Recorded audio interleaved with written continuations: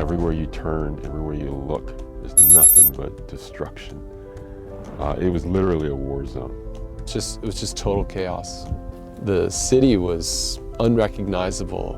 It was horrible, and it was scary, and I just felt so bad for them. It looked like bombs had just gone off, and I don't know how anyone was surviving around there.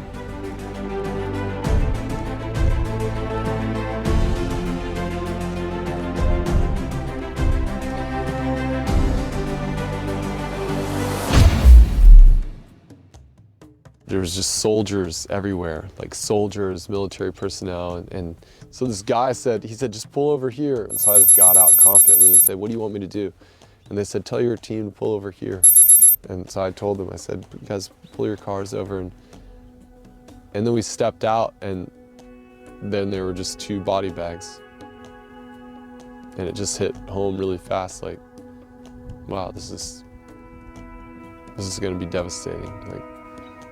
And then there was a guy standing there next to this huge pile of rubble. He was from Belgium, and he said, where are you from? And we said, we're American. He just looked at the pile and he said, my family's in there.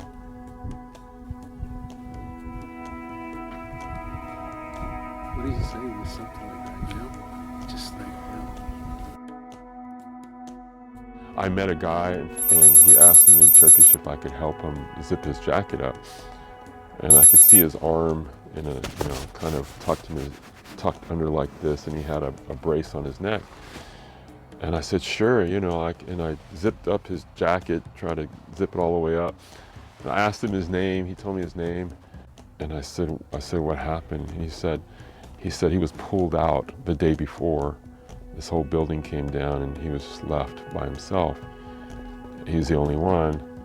And man, being careful with his arm, I gave him, a hug, and I could see his eyes were just full of just pain.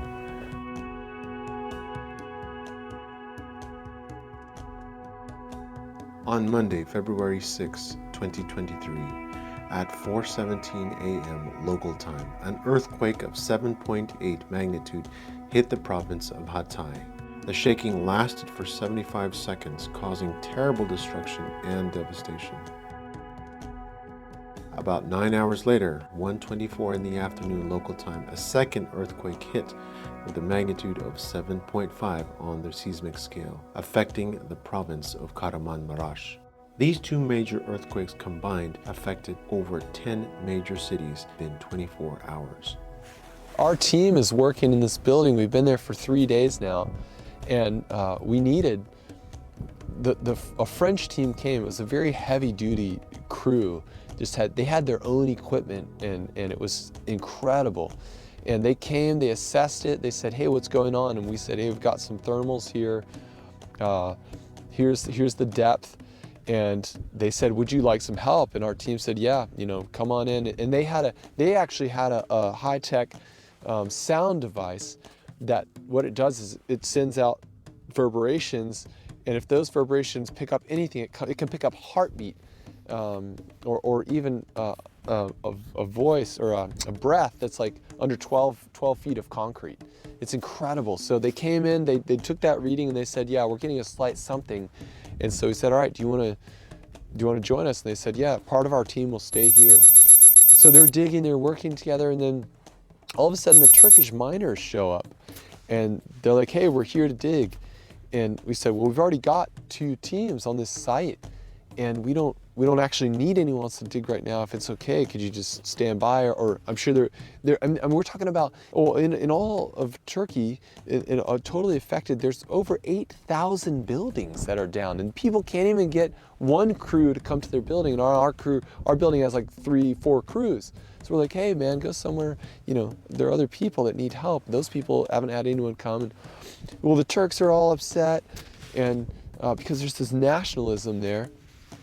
And so they begin to have an argument with our team, and then the French head, Antoine, comes out, and he's like, look, if they start digging just without us, this building could come down. Why the building is up, we have no idea. And so the Turks were angry, Antoine said, if they start digging, then I'm out of here. It's not safe for my team. And so then the miners, the Turkish miners, they went and asked the family that's there. So what do you want us to do? And they said, well, we want you to be part of it. So then finally we worked it out. And I'm in the midst of all of this and talk about language and cultural dynamics. And I'm trying to defuse the situation. So we diffused it and they said, yeah, you guys can start digging as well. But if you stop, or if I say stop, Antoine, the French guy, said, you need to stop. And they said, all right, fine.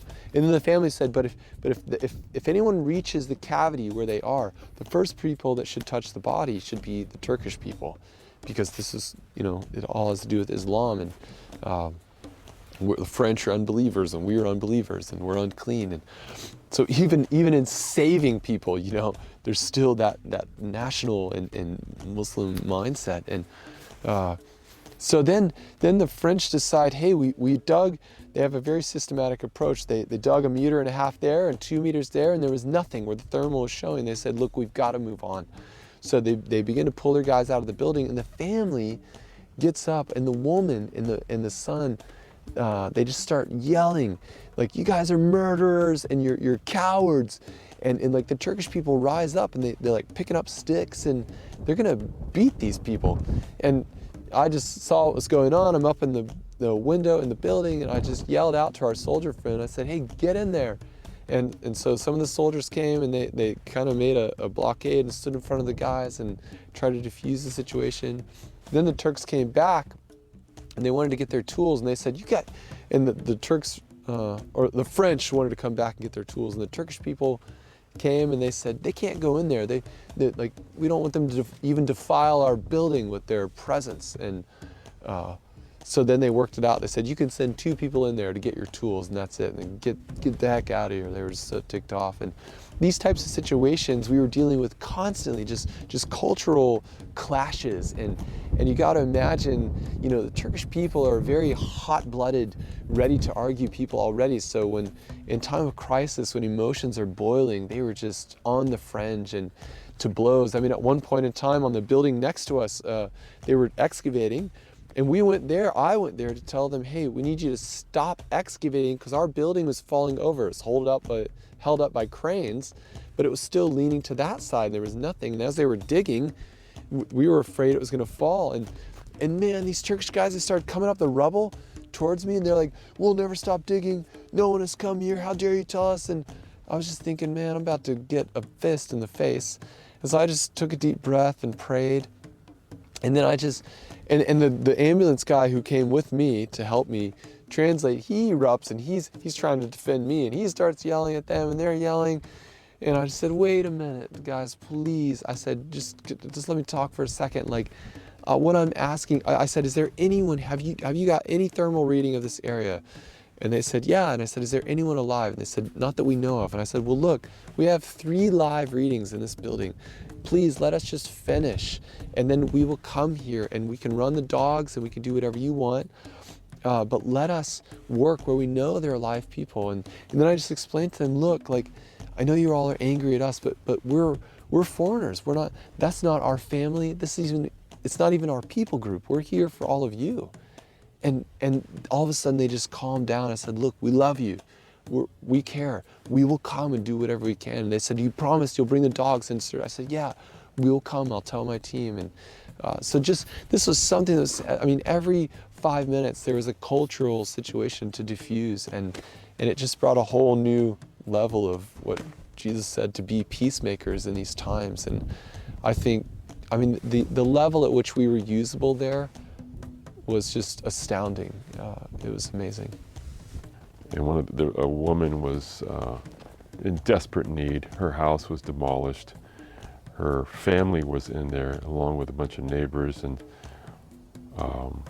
an excavator had gone through there, I believe, and was starting to pull back, and she was screaming, and she was screaming for help because bodies were becoming visible in the rubble.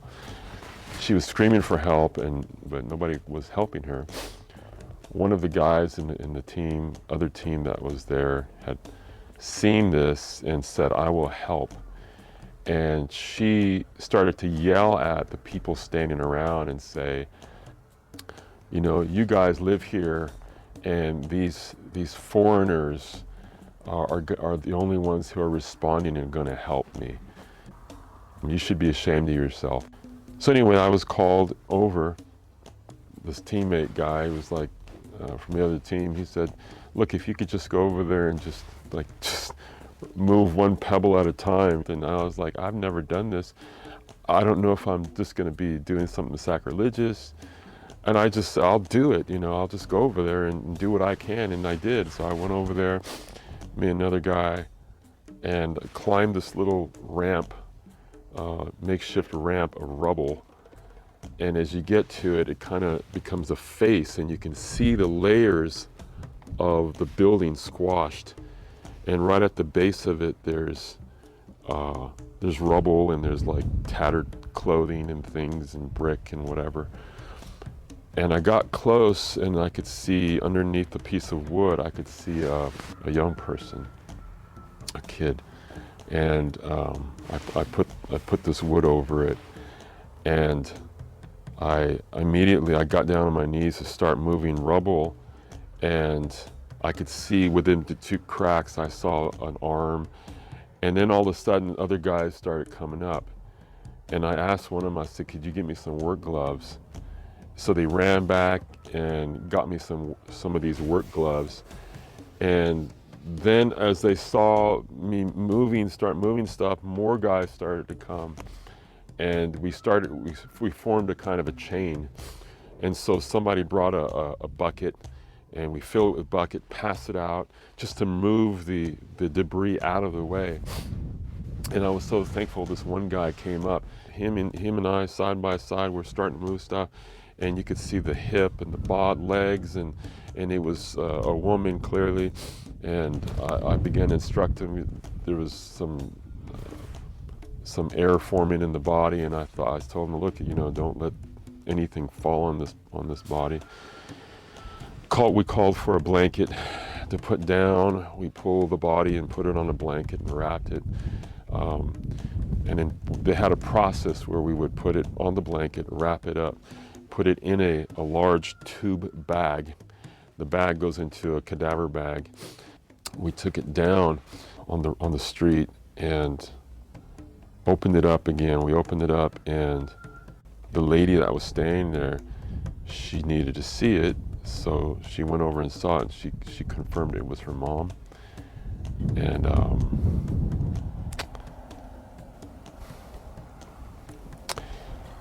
she just wept.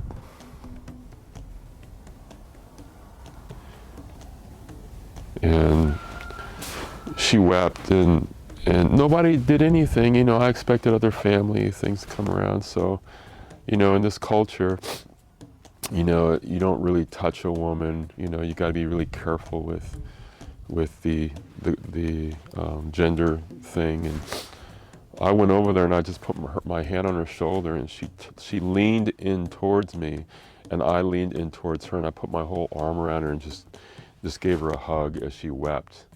And she just really needed that, because for a couple of days there, like, you know, her family's buried and she's got no way of reaching them.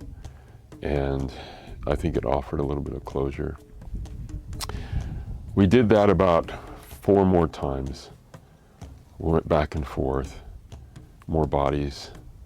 And you could just see, it was hard because of the smell. And the smell was really strong. They had a kind of a ritual every time we went. We put a body down. They burned the gloves, they burned the mask, and they put a lot of this stuff called colonia all over you. You get geared up again, you go back. Sleeves all the way up. And the last time I went up, we had to stop because there was another woman, and she was trapped.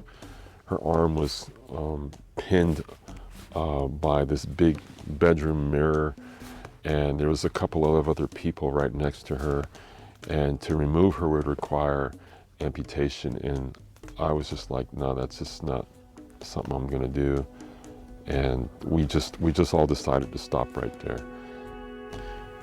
the scenes there are just, I can't, you know, they are frames frozen in time of what happened there. The woman crying, the people there just in disarray.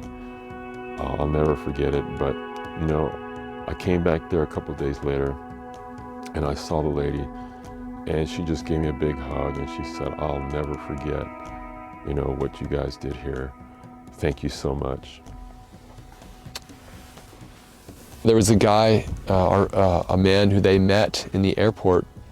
He lives in America. He had flown in to see his mother-in-law's building had collapsed, and while they were digging that building, he was helping us with ours, with translation. When I wasn't there, he would be there, and there was a night where, you know, he was seeing what was going on, like this team, the way the team was working together. He just, it's 3 in the morning, it's freezing cold. We just have a moment. He sits down in the corridor of this building, which we shouldn't have done. They're digging, they're working, and he just looks at me and he says, "I don't understand you guys." He said, "I've never been around a group like you guys. The way you talk to each other, the way you listen, the way you process, the way you execute plans, it's like nothing I've ever seen before." And he said, "What is it? I can't understand." And I said, "Man, we all have one common theme, and that's we're all followers of Jesus. He's our leader. He's what we look to how to live life." And he said, "But I've met other Christians, and this is different." And I said, "Yeah, well, I can't speak for others, but we follow the Bible. We follow Jesus, you know." And then later he was outside the same night, and he showed me a text on his phone, and it was a poetry written in Turkish, and it said, "We the believers have not come to the aid of each other, but the infidels have run to help us." And then later that night, he told my wife, he said, I've lost my religion," as in saying like I'm done with Islam. And this man was just completely indicative of other people that we had met who were giving us the same testimony just from us being there and loving them and serving them. Some guy asked us to come to his building to search with the dogs. And as we got there, they told us there was a big coordinating group. There were 2 buildings side by side, and they had fallen in toward each other. And in one building, we were going to search for this guy's family. In the other building, they were already doing some search. And they heard a noise, so they told everyone, "Be quiet." So we had to wait there for a little bit, and they thought they heard a noise, and they actually did. And they pulled out an old lady. She was like over 60 years old, but they pulled her out.